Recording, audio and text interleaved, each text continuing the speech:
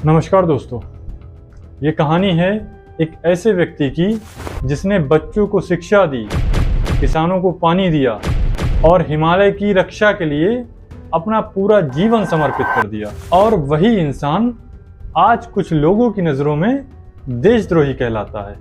सोनम वांगचुक की गिरफ्तारी के बाद लद्दाख के डीजीपी ने कहा है कि वांगचुक का पाकिस्तान कनेक्शन भी सामने आया है। तो आज ये सवाल आप लोगों से है कि क्या वो सचमुच में गुनहगार हैं या फिर हमारे आज के असली हीरो वही हैं। तो आज हम बात करेंगे कि उन्हें देशद्रोही क्यों कहते हैं। दरअसल उन्होंने सन 1988 में एक स्कूल शुरू किया था, student educational and cultural movement of Ladakh. ये कोई आम स्कूल नहीं था।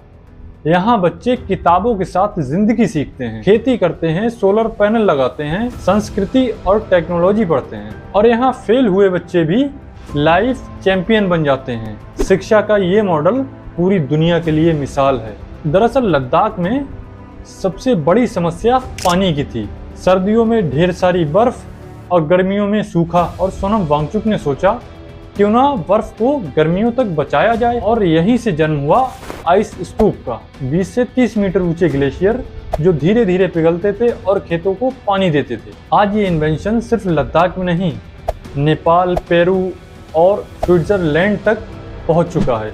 अब आपको इनके एक दूसरे इन्वेंशन के बारे में बताते हैं, सोलर हाउस के बारे में। जी हाँ दोस्तों, जहाँ -20 डिग्री की ठंड में लोग बुरी तरह ठिठुरते थे, वहाँ सोनम वांगचुक ने सोलर हीटेड हाउस बनाए।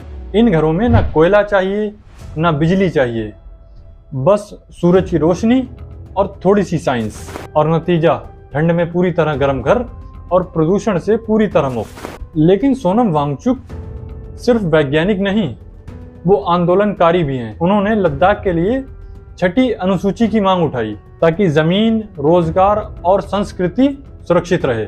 उनकी भूख हड़ताल ने पूरे देश का ध्यान अपनी तरफ खींचा, पर कुछ लोगों को ये नागवार गुजरा और सितंबर 2025 में लद्दाख हिंसा के बाद उन पर बहुत ही गंभीर आरोप लगे। सरकार ने उन्हें गिरफ्तार किया और जेल भेजा। उनके एनजीओ पर भी FCRA जांच हुई, पर उनके समर्थकों का कहना है कि ये एक हमारी आवाज को दबाने की साजिश है। और इसी के साथ विरोधियों का कहना है कि कानून के हिसाब से कार्रवाई जरूरी थी। लेकिन सवाल वही है, दुनिया जिसे क्लाइमेट हीरो कहती है वो अपने देश में देशद्रोही हो सकता है। लेकिन ये लोग कितनी भी कोशिश कर लें, उस व्यक्ति की उपलब्धियों को मिटाया नहीं जा सकता।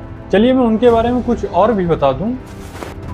जिस व्यक्ति को ये लोग देशद्रोही कह रहे हैं, उन्हें भारत में ही नहीं देश विदेश में भी सम्मानित किया गया है बहुत सारे अवार्ड्स के साथ, जैसे कि एक पद्मश्री, रोलेक्स अवार्ड और भी बहुत सारे। अगर सोनम वांगचुक जैसे व्यक्ति को देशद्रोही कह सकते हैं तो जरा सोचिए उन बाबाओं को क्या कहा जाए। इन्होंने लड़कियों और बच्चियों तक का शोषण किया और अदालत से दोषी भी ठहराए गए, जैसे कि एक गुरमीत राम रहीम जिसे बलात्कार के केस में 20 साल की सजा मिली थी, लेकिन अब वो जमानत पर बाहर है। बताइए इन्हें क्या कहा जाए। ये वो लोग हैं जिन्होंने धर्म के नाम पर इंसानियत को शर्मसार किया है।